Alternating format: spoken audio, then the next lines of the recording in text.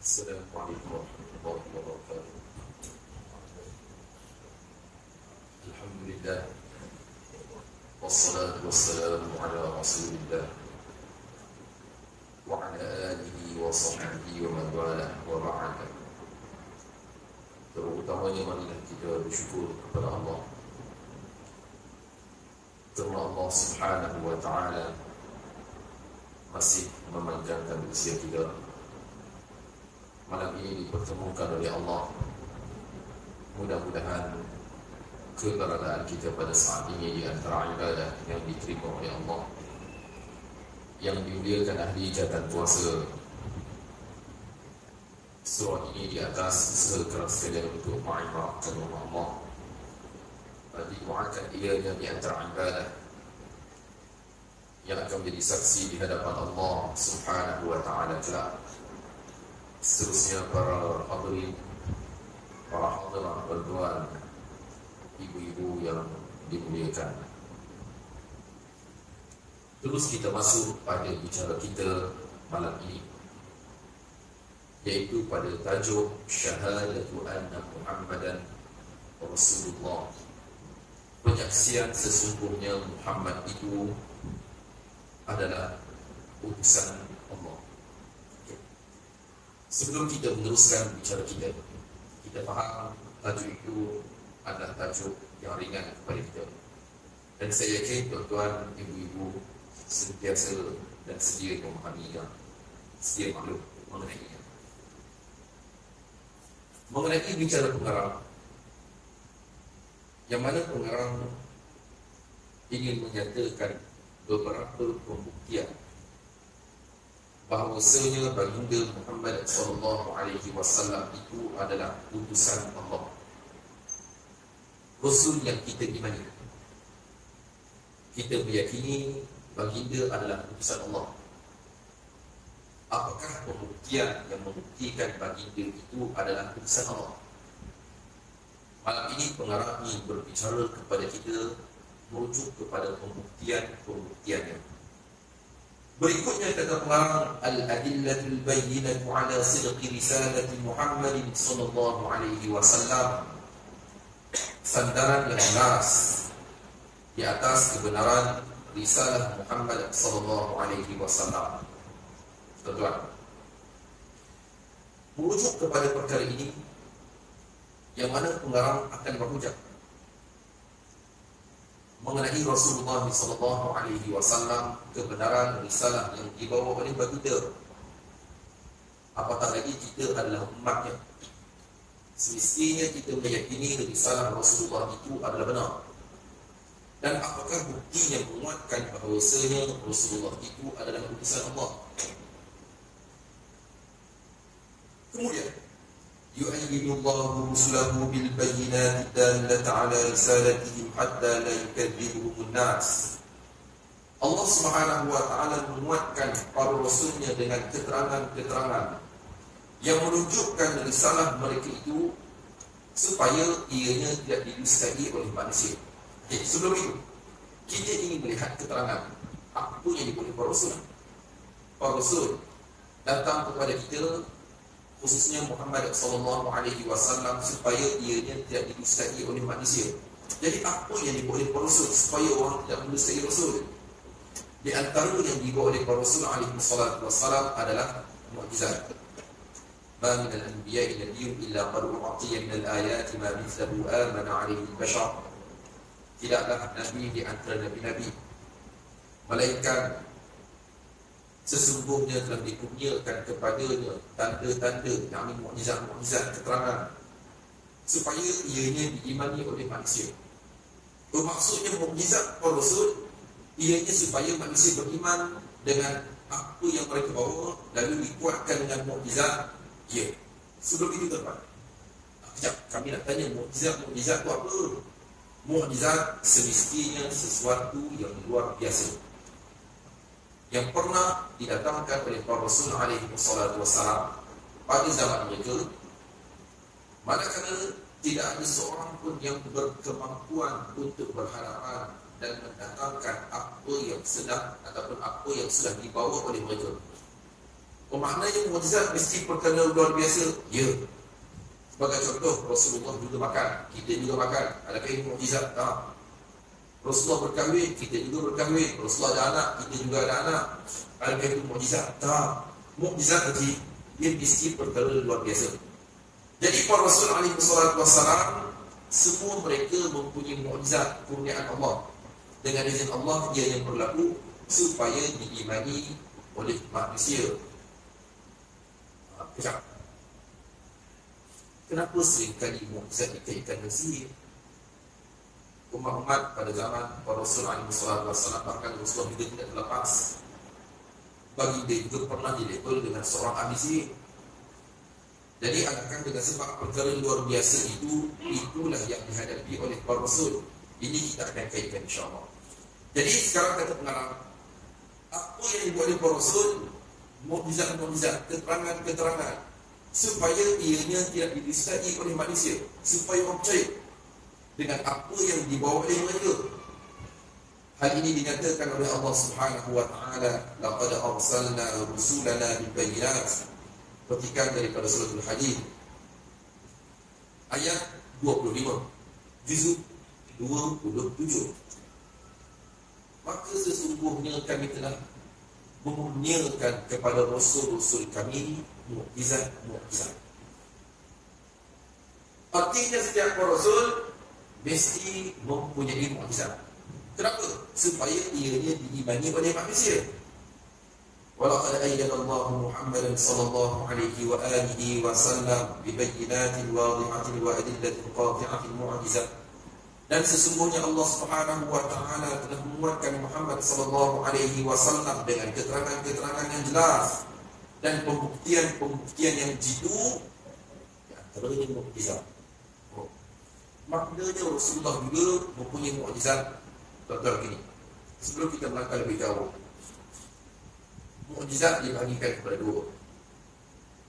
Mukjizat yang pertama adalah mukjizat yang hanya berlaku pada zaman Rasul alaihi wassalam sahaja.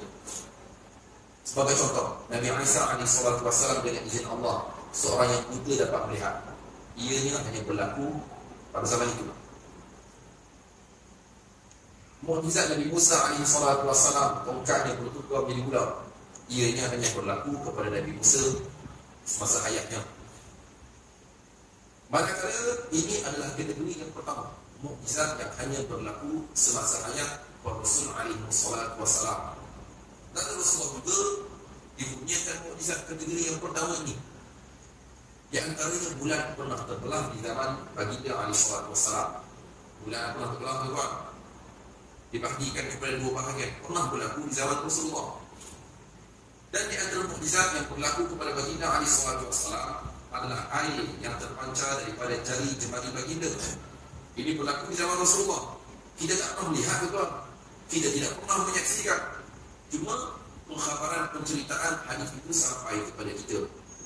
Ini adalah kategori yang pertama. Kategori yang kedua, mukjizat yang berkekalan sehingga hari kiamat. Adapun mukjizat ini hanya dikurniakan kepada Rasulullah Muhammad SAW sahaja. Nabi-nabi, para Rasul SAW terdahulu, mereka tidak dikurniakan mukjizat kategori yang kedua. Mereka tak ada. Maksudnya mukjizat yang berkekalan sehingga hari kiamat adalah mukjizat Muhammad SAW sahaja. Ianya adalah kurniaan kepada Rasulullah. Contoh. Sekiranya hari ini ditemui tongkat Nabi Musa SAW, adakah tongkat itu boleh bertukar menjadi ular?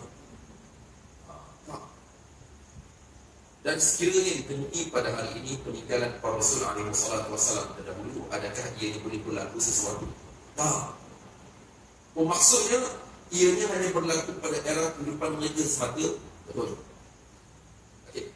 Kita kembali pada mukjizat yang kedua, iaitu mukjizat yang berkekalan sehingga hari kiamat, hanya dikurniakan kepada Rasulullah SAW sahaja untuk membuktikan kerasulan, untuk membuktikan kebenaran baginda itu adalah utusan daripada Allah. Ini yang kita fahamnya. Apa itu? Merujuk kepada Al-Quran yang ada di tangan kita, tuan-tuan, ianya adalah mukjizat yang berkekalan sehingga hari kiamat. Kami tak faham. Biasa orang sebut mukjizat. Apa yang mukjizatnya, apa yang luar biasanya. Yang kami faham bila sebut mukjizat, rumah bakar, Al-Quran tak bakar. Orang kita tak ada faham itu. Banjir besar berlaku, Al-Quran tak ada. Mukjizat Al-Quran. Tuan-tuan, cuba kita bakar Al-Quran. Bakar ke tak? Kita bakar ke tuan? Bukan itu ke mukjizatnya. Ada orang kita juga faham, iaitu mukjizat Al-Quran itu ianya terdapat pada wilayah daripada Al-Quran. Maka timbullah, tuan-tuan research. Saya tidak ingin menyebut mana-mana individu, tuan-tuan, hanya sebagai nukilan penceritaan dan sebagai pengaktibaran sahaja. Okey, tuan-tuan research. Air anak-anak 23 juzuk Al-Quran. Ayat anak-anak 23 juzuk Al-Quran. Dan air itu dijual. Cerita yang tuan-tuan tentang seorang hamba Allah, dia bermimpi.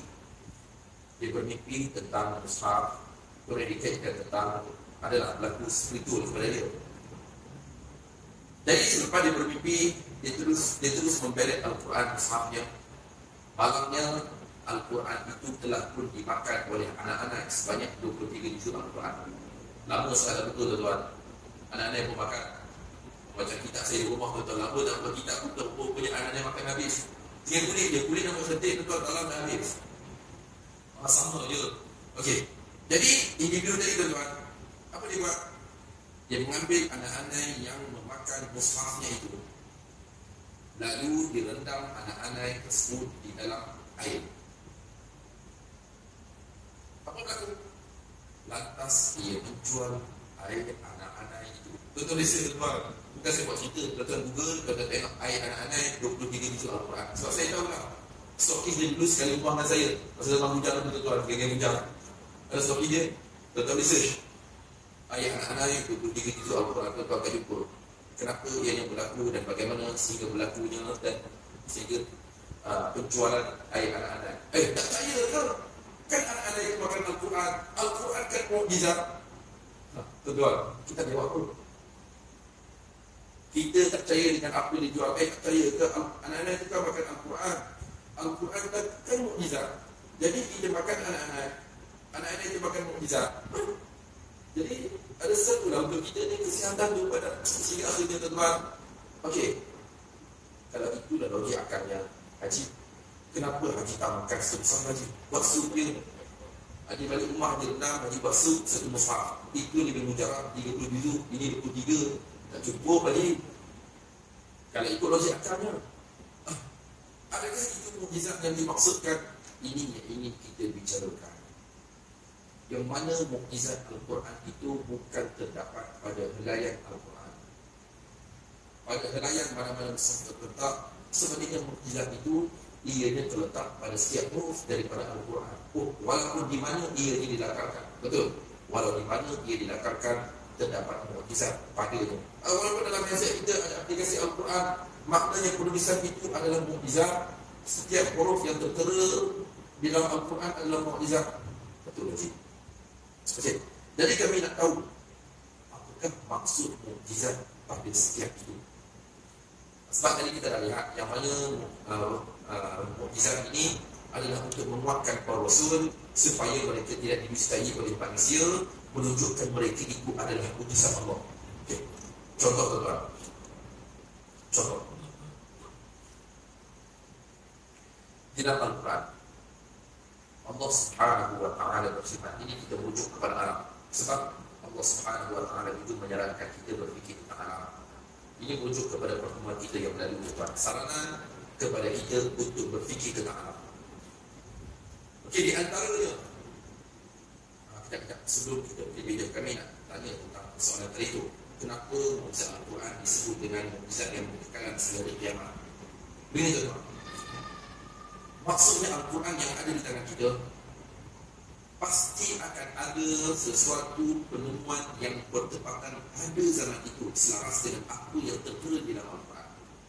Maksudnya zaman kita ini ada penemuan yang bersesuaian dengan firman Allah. Kelak 500 tahun, 1000 tahun akan datang pada zaman yang berbeza dengan zaman kita sekarang, pasti akan ada penemuan yang bersesuaian dengan zaman itu, menunjukkan Al-Quran itu datang daripada pencipta dan Rasulullah itu adalah utusan Allah. Betul tak? Contoh, kita berada pada zaman teknologi. Zaman kita adalah zaman cetusan penguasa. Ini tidak ada pada 500 tahun terdahulu, tuan-tuan. Tak ada. Tak ada. Kapal angkasa untuk meneroka angkasa lepas. Tidak ada pada 500 tahun dahulu. Tak ada. Jadi pada zaman kita ini mempunyai kelengkapan tertentu yang mana ianya dapat mencungkil beberapa pertemuan yang bertepatan dengan Al-Quran. Contoh yang popular, tuan-tuan, saya ingin tuan-tuan sendiri maklum mengenai contoh ini. Kita pernah mendengar tentang satu teori. Di antara teori yang berbicara tentang letupan dahsyat dahulu yang pernah berlaku puluhan jutaan tahun dahulu. Hasil daripada letusan dahsyat itu, maka terbentuklah cakrawala. Ataupun teori itu lebih popular disebut dengan The Big Bang Theory. Nanti kita akan cerita The Big Bang kedua. Ini The Big Bang, satu letusan dahsyat yang pernah berlaku dahulu kala. Maka terbentuklah alam sejarah. Okey, tuan-tuan, bicara itu adalah bicara saintifik. Penerokaan ini hasil daripada penemuan saintifik. Okey, jadi apa kaitannya? Adakah perkara ini juga didedahkan oleh Allah Subhanahu Wa Taala? Begini, Allah Subhanahu Wa Taala menyatakan tentang perkara ini, yang mana dahulu kala alam ini adalah hasil daripada sesuatu yang melekat. Penemuan saintifik juga mengaitkan tentang sesuatu yang bercantum dahulunya manakala berlaku letusan dahsyat dahulu kala. Petikan oleh firman Allah Subhanahu Wa Taala surah Al-Anbiya, surah Al-Anbiya juzuk 17 ayat 30. Firman Allah Subhanahu Wa Taala, awalam yara alladhina kafaru anna as-samawati wal ardh kanata ratqan fafataqnahuma. Adakah mereka yang kufur tidak melihat sesungguhnya langit dan juga bumi dahulunya adalah sesuatu yang melekat, bercantum di luar dahulunya, maka kami memisahkan di antara kedua-duanya. Bila kita lihat ayat ini, Allah Subhanahu Wa Taala menyatakan tentang langit dan juga bumi, manakala penemuan saintifik ianya berbicara tentang alam sejarah. Jadi kenapa hanya dibicarakan tentang langit dan juga bumi? Tuan-tuan, ibu-ibu, dalam Al-Quran Allah Subhanahu Wa Taala berbicara tentang sesuatu yang dekat dengan manusia. Allah sebut tentang bumi sebab kita pijak di atas bumi, kita melihatnya. Allah menyebut tentang langit, kita melihat langit yang kita jujur, sesuatu yang kita lihat. Jadi Allah Subhanahu Wa Taala hanya menyentuh tentang sesuatu yang dilihat oleh mata kasar kita semata. Kita dapat melihat. Jadi dengan itu Allah Subhanahu Wa Taala menyatakan yang mana dahulu alam sejarah ianya adalah sesuatu yang bercantum. Kemudian Allah yang memisahkan di antara kedua-duanya. Tuan-tuan, manakala penemuan ini ianya ditemui pada awal kurun 19. Satu teori yang berbicara tentang The Big Bang Theory, tuan-tuan. Dalam istilah kita, maknanya penemuan itu baru mencapai 100 tahun ataupun 1 tahun lebih. Baru, tuan-tuan. Manakala pada zaman Rasulullah SAW membaca ayat ini, zaman itu jauh daripada teknologi. Belum ada kapal angkasa, belum ada teleskop, belum ada kelengkapan yang canggih untuk menyingkap alam di sana.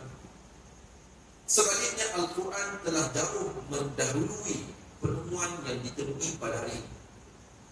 Ianya menunjukkan kepada kita bahawasanya apa yang dibaca oleh Rasulullah itu datang daripada pencipta alam. Mustahil, tuan-tuan, kalau kita kata macam Rasul kita pun mungkin di dalam Rasul dulu dah ada kot kelengkapan. Mustahil, tuan-tuan. Sedangkan zaman itu adalah zaman yang jauh daripada teknologi. Kita katakan bahawasanya apa yang dibaca oleh baginda alaihi salatu wassalam itulah mukjizat. Menunjukkan bicara itu bukan bicara manusia, sebaliknya ianya datang daripada penciptaan. Penemuan terkini, tuan, merujuk kepada satu teori, the Big Rip Theory. Teori koyakan dahsyat, koyakan som yang akan berlaku. Manakala sekarang dunia sedang bergerak ke arah koyakan dahsyat. Atau message juga, atau message the Big Rip Theory. YouTube lebih mudah untuk kita lihat video bagaimana sehingga berlakunya koyakan dahsyat itu, koyakan som. Okey, kita ringkaskan. Bila kita melihat hasil daripada penemuan itu menunjukkan bahawasanya pengakhiran alam ini adalah sesuatu yang pasti. Adalah sebab penemuan saintifik menunjukkan bahawasanya alam ini memang akan berakhir, tuan. Memang akan berakhir. Bahkan mereka tidak berkata pengakhiran itu adalah sesuatu yang mustahil. Bahkan pengakhiran alam ianya adalah fenomena alam yang pasti akan berlaku. Dan dunia sedang bergerak ke arah koyakan itu. Okey. Apa kesannya sekiranya berlaku koyakan besar tersebut? Ialah bila berlaku koyakan besar, ini selaras melalui perumpamaan mudah daripada mereka terbuat. Alam ini seperti mana balon yang ditiup, seperti mana ungkapan daripada Syekh Abdul Majid Az-Zindani, pengarang kitab kita. Alam ini seperti mana balon yang ditiup, tuan. Semakin lama semakin berkembang, semakin lama semakin berkembang, semakin lama semakin berkembang, dan akhirnya ianya akan pecah. Balon yang ditiup dan akhirnya pecah, kita melihat pengudaraan yang terkumpul di dalamnya juga tersebar. Betul? Ini juga akan berlaku apabila kelak berlaku koyakan dahsyat. Sistem yang mendukung cakrawala ini, tuan, sudah lagi tidak ada fungsinya. Akhirnya apa yang ada di cakrawala, tuan, semuanya gugur. Okey, kita berhenti di situ. Penemuan tersebut ianya tidaklah menggemparkan penganut agama Islam. Sebab di sisi kita penganut agama Islam, Al-Quran telah mendedahkan kelak akan berlaku koyakan dahsyat. Al-Quran telah menyatakan kelak akan berakhir dunia ini, di antaranya melalui koyakan itu. Allah Subhanahu wa taala mendedahkan ayat yang pertama surah Al-Insyiqaq ayat 30. Bila sama'u syaqqat, apabila langit terbelah. Maknanya sistem yang mendukung ini disebut dengan langit yang kita lihat itu. Betul, ianya atas apa yang dapat di kepala kita ke atas, ianya disebut dengan langit. Jadi kelak akan berlaku perkataan. Ayat pertama surah Al-Insyiqaq ayat 30. Bila sama'u fatarat, apabila langit terkoyak. Wa idal kawakibu tatharat, dan apabila betul bintang yang kita lihat itu jatuh berguguran, tuan. Sebab itu saya sarankan kepada tuan untuk kita melihat video The Big Rip Theory, kesannya apa yang akan berlaku dan kita, tuan. Itulah gambaran dia. Oh, bila berlaku koyakan dahsyat tadi, maka bintang apa semua jatuh berguguran. Ya, sebab tidak ada lagi sistem yang mendukung, akhirnya segala cakrawala yang bergerak pada orbitnya itu, tuan, ianya akan gugur satu persatu. Ini merujuk firman Allah Subhanahu wa taala. Tuan, penemuan di zaman ini, kita katakan mustahil Rasulullah SAW mempunyai ilmu berpandukan apa yang ada pada zaman itu. Mustahil. Macam mana Rasulullah itu? Kelak akan berlakunya koyakan dahsyat. Sedangkan penemuan itu di zaman kita melalui teknologi yang ada pada kita. Haji, ini menunjukkan kepada kita bahawasanya itu adalah ungkapan penciptaan. Dia mencipta alam dan dia tahu bagaimana kelak alam ini akan berakhir. Apa yang dibaca oleh baginda alaihi salatu wassalam menunjukkan kebenaran baginda, bahawasanya baginda itu adalah utusan Allah Subhanahu wa taala. Manakala dalam Al-Quran banyak ayat yang berbicara tentang perkara ini. Banyak tuan, terutamanya petikan daripada suratul Haqqah di surah 29, yang mana Allah Subhanahu wa taala juga berbicara tentang goyakan dahsyat yang mana kelak ianya pasti akan berlaku. Okey. Kembali kita melihat bicara daripada pengarang. Yang mana kita faham kata pengarang iaitu tujuan mukjizat disertakan kepada para Rasul alaihi wassalam untuk diimani oleh manusia. Walaupun Rasulullah telah meninggalkan kita, manakala mukjizat ni kita mesti lihat ini tuan. Kita menyaksikan mukjizat Rasulullah seperti mana apa yang dibicarakan tadi. Walaupun Rasulullah tak ada, tapi mukjizat Rasulullah macam mana ia ini menjangkau zaman. Rasulullah dah wafat lebih 1400 tahun dahulu. Sebaliknya apa yang dibaca oleh Rasulullah itu Al-Quran yang sampai ke tangan kita, ianya menjangkau zaman dan ianya bertepatan dengan penemuan saintifik. Bahkan sehingga hari ini tuan-tuan, belum berlaku pertemuan Al-Quran dan juga saintifik, belum ada. Maksudnya apa yang ditemui di zaman kita ianya bertepatan dengan apa yang dibaca oleh baginda Nabi SAW, yang difirmankan oleh Allah Subhanahu wa taala. Bahkan belum ada pertemuan, betul, belum ada pertemuan. Okey. Berikutnya kata pengarang, al-bayyinatul mu'jizatul Qur'aniyah, keterangan mukjizat Al-Quran. Tadi kita dah ambil intronya tuan-tuan, kita dapat melihat yang mana mukjizat Rasulullah bukan seperti mana apa yang dapat kita faham. Dulu masa saya belajar dulu tuan-tuan, dibanding saya tidak sudi untuk menamakan tempat itu. Dibanding hanya saya namakan daerah saja, bagi kita tengah belajar dalam satu masjid. Juga saya tidak sudi untuk menamakan masjid itu tuan-tuan. Masuk seorang Allah, dia masuk dia cari mushaf. Dia cari mushaf lama tuan-tuan. Dia jumpa belajar orang semua, dia tanya ada tak mushaf yang tertera wal yadal qaf, satu muka surat penuh. Itu bisa lama dulu. Jadi satu muka surat ni penuh dengan wal yadal qaf, petikan daripada suratul Kahfi. Dia tak ada tak? Dia sebut ada individu tersebut sakit, jadi dia nak ambil muka surat tu. Nak ambil tu kan, dia nak koyak muka surat tersebut. Memang kebetulan tak ada. Kita belajar kita baca memang tak jumpa buat lama tu. Sebab dia nak soyak, dia nak koyak. Kemudian dia nak ambil helaian tersebut, rendam dalam air, ubat. Tuan-tuan, kenapa jadi begitu? Sebab dia kita faham, bukan mukjizat daripada Al-Quran. Helaian tersebut, ianya adalah mukjizat. Tuan-tuan, ini yang kita tekankan tadi. Mukjizat, ia yang terletak pada setiap perkataan dalam Al-Quran, bukanlah terletak pada helaian tersebut. Dan kita juga tidak menafikan tuan-tuan kemuliaan yang ada pada helaian. Kita tak nafikan. Sebelum terteranya Al-Quran pada kertas ni tuan-tuan, apa nilai kertas ni? Tak ada nilai untuk orang bidak. Tapi apabila Al-Quran tertera di sini tuan-tuan, terus diangkat kertas jadi menjadi kertas yang mulia. Tak boleh kita bijak, tak boleh kita buat apa-apa, tak boleh kita kurang adab, tak boleh sehingga aslinya. Jadi kita tidak nafikan kemuliaan yang ada pada kertas yang tertera padanya Al-Quran. Kita kembali semula. Kemudian kata pengarang, laqad ja'alallahu mu'jizatan Muhammadin sallallahu alaihi wa alihi wasallam. Ini poin cantik. Daimatan lituqni'an nas jami'an ila yaumil qiyamah. Maka sesungguhnya Allah Subhanahu wa taala telah menjadikan mukjizat Muhammad, khususnya Al-Quran sallallahu alaihi wasallam, yang berkekalan, betul, untuk berhadapan dengan manusia secara keseluruhannya sehingga hari kiamat.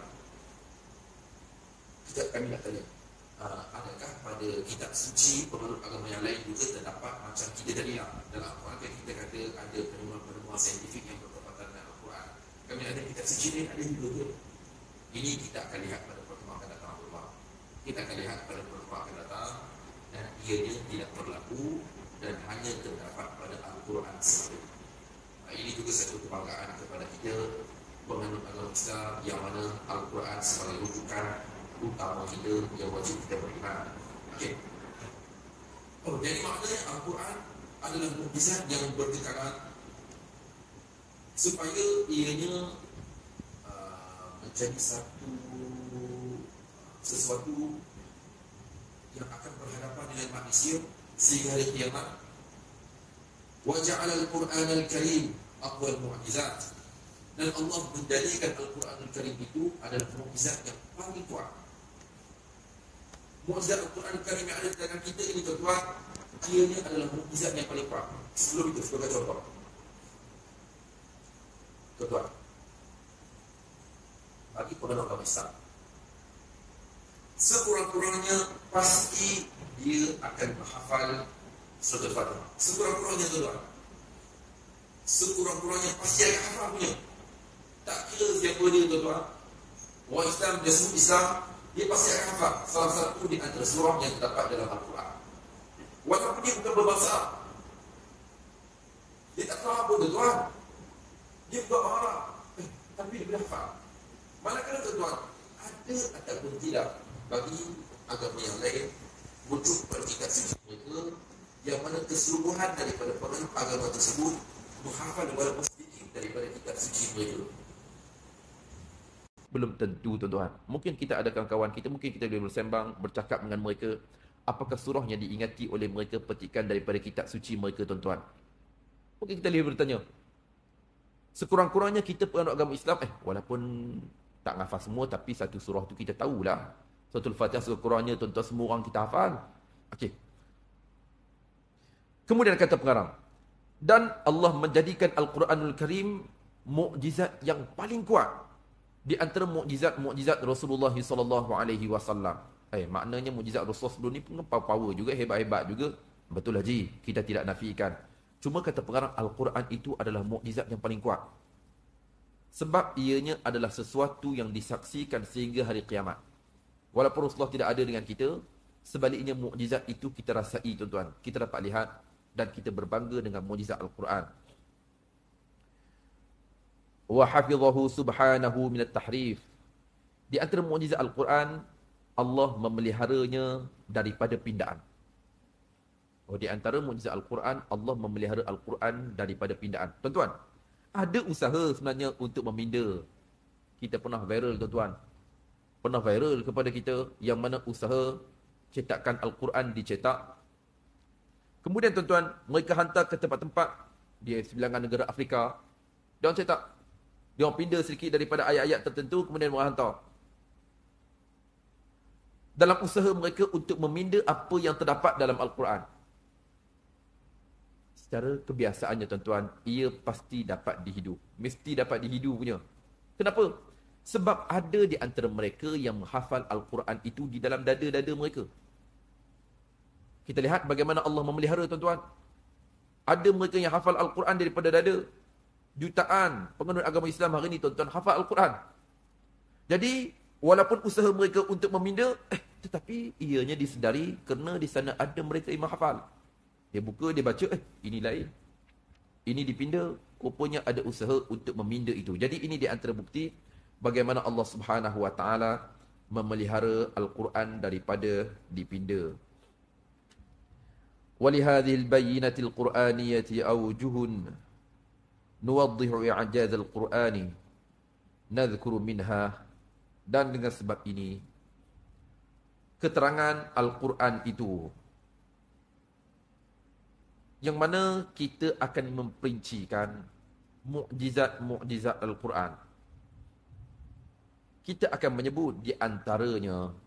Jadi pengarang akan menukilkan kepada kita mukjizat-mukjizat Al-Quran. Tuan-tuan, di antara mukjizat Al-Quran, iaitu fasahatul Quran wa jiddatuhu daimah.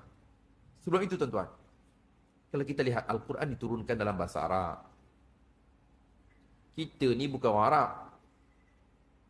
Bukan orang Arab, tuan-tuan. Tetapi hebatnya Al-Quran tersebut, walaupun orang bukan Arab, dia boleh baca Al-Quran itu dengan begitu baik. Dan banyak pertandingan yang sedia kita maklum, tuan-tuan. Orang Arab pun kalah dengan orang Melayu. Orang Arab pun kalah dengan kita, tuan-tuan. Maksudnya merujuk kepada bahasa yang digunakan dalam Al-Quran. Dan ianya tidak menghalang orang lain untuk membaca Al-Quran walaupun mereka itu bukanlah penutur bahasa Arab. Berbeza dengan kitab-kitab suci terdahulu sebagai contoh kitab Injil. Ianya diturunkan kepada Nabi Isa AS. Nabi Isa bertutur dengan bahasa Hebrew, Bani Israel tuan-tuan. Bukan English. Tapi hari ini, seolah-olah Injil itu berbahasa English.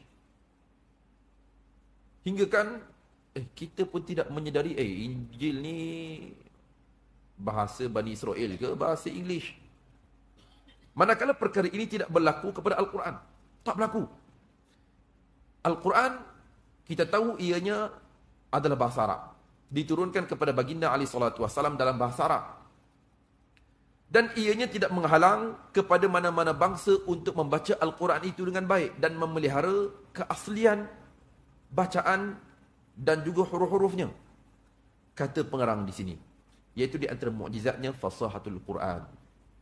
Fasih Al-Quran, yang mana pengekalan kefasihan yang terdapat dalam Al-Quran itu adalah bersifat berkekalan. Maksudnya kelak akan tiba sampai hari kiamat, Al-Quran ini bacaannya juga akan dibaca dengan betul, tidak akan dipinda daripada bacaannya. Ya. Kemudian kata pengarang di sini, Al-Quranu mukawwinun min ahrufil hija'. Al-Quran merangkumi daripada huruf-huruf hijaiyah. Alif, ba, ta sehingga akhirnya. Manakala ungkapan manusia juga merangkumi daripada huruf-huruf yang sama. Tetapi kefasihan Al-Quran itu ianya menjadi satu mukjizat kepada manusia. Macam mana tu? Kefasihan Al-Quran ianya menjadi satu mukjizat kepada manusia. Okey, begini sebagai contoh tuan-tuan. Al-Quran yang dibaca oleh kita. Dan bacaan betul yang dibaca oleh kita, ianya selaras dengan apa yang dibaca oleh Rasulullah SAW dahulu melalui guru-guru kita. Kita baca dengan betul, sedangkan masanya dah lebih 1400 tahun dahulu. Sebaliknya pengekalan bacaan itu, baca betul lah seperti mana Rasulullah baca dulu. Dan bacaan ini ianya pasti akan dipelihara. Ia akan terpelihara. Okey. Dan tetapi kefasihan yang terdapat di dalam Al-Quran itu, ianya membuatkan manusia dan juga jin tidak berupaya untuk mendatangkan seperti mana sependek-pendek daripada surah daripada Al-Quran. Contoh tuan-tuan, apa tu? Maksudnya, Al-Quran ini tidak ada seorang pun individu yang pakar dalam bahasa mampu untuk datangkan satu surah seperti mana Al-Quran. Tak mampu. Walaupun sependek-pendek surah daripada Al-Quran, seorang itu tidak akan mampu menandingi apa yang dinyatakan oleh Allah. Tak boleh. Siangkah hari ini tak ada seorang pun boleh buat seperti mana Al-Quran? Ya. Sebab Al-Quran ni lain tuan-tuan. Macam saya sebutkan tadi, di antara ayat-ayat tertentu, yang mana ayat-ayat tersebut adalah ayat mukjizat. Dahlah daripada segi ilmu yang terdapat pada ayat tersebut. Bahkan ayat-ayat itu juga tidak mampu diolah oleh manusia. Tak boleh seorang yang datang untuk menandingi Al-Quran. Bahkan cabaran ini juga ditujukan kepada manusia dan juga jin, sehingga hari ini tidak ada seorang pun yang dapat mendatangkan seperti mana apa yang tertera di dalam Al-Quran. Kemudian kata pengarang, saya ringkaskan ungkapan pengarang. Dan tetapi, berapa ramai dari kalangan umat Islam yang membaca suratul Fatihah dan surah-surah yang pendek, Qul huwallahu, Qul a'udzu birabbil falaq, Qul a'udzu binnas. Dan berapa ramai dari kalangan mereka yang mengkhatam pembelajaran Al-Quran, kitab Allah, dan mereka yang mengulanginya.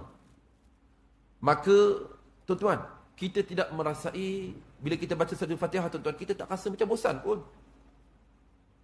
Kita tak rasa bosan, tuan-tuan. Contoh, lagu P. Ramlee dulu. Dengar setiap hari, tuan-tuan, bosan. Bosan, tuan-tuan. Kita dengar setiap hari, dah 60 tahun dengar lagunya, bosan kita. Tapi Fatihah setiap hari kita baca. Bukan setiap hari je. Setiap kali rakaat kita baca, tak pernah rasa bosan. Tak pernah rasa bosan, tuan-tuan, kita dah baca setiap rakaat kita. Ini juga menunjukkan mukjizat yang terdapat pada surah tersebut. Kemudian kata pengarang, La syakka anna hadhihi adh-dhahiratu tashhadu li kulli 'aqilin Tidak syak sesungguhnya pembuktian ini menyaksikan bagi mereka yang berakal sesungguhnya Al-Quran itu kalam Allah, ungkapan Allah. Bila kita lihat terutamanya merujuk kepada penemuan tadi, kita yakin bahawasanya Al-Quran itu adalah ungkapan kalam Allah Subhanahu wa taala. Saya ingat satu ungkapan daripada Syekh Abdul Majid Az-Zindani, tuan-tuan, masa belajar dulu. Dia selalu pesan kepada kami. Dia selalu pesan. Sebab dia tahu situasi Malaysia ni macam mana, tuan-tuan. Dia tahu Malaysia ni adalah mempunyai masyarakat majmuk. Dia pesan. Dia kata, ingat, sekiranya kalian pulang ke Malaysia, ceritakan kepada mereka. Mereka ni masukkan di sini adalah bukan Islam. Bahawasanya Al-Quran mendahului saintifik. Cerita kepada mereka bahawasanya Al-Quran mendahului saintifik. Dan ini yang dapat kita lihat pada malam ini, pembuktian bahawasanya Al-Quran jauh mendahului dan mengatasi saintifik. Jadi mudah-mudahan dengan sedikit bicara kita pada malam ini, tuan-tuan, menambahkan keyakinan dan keimanan kita bahawasanya Al-Quran ini datang daripada Allah Subhanahu wa taala, dan kita sebagai penganut agama Islam, Al-Quran sebagai rujukan utama kita, sumber keimanan kita kepada Allah Subhanahu wa taala. Secara tidak langsung, Islam ini adalah agama yang datang daripada Allah Subhanahu wa taala. Bila sebut Islam adalah Al-Quran.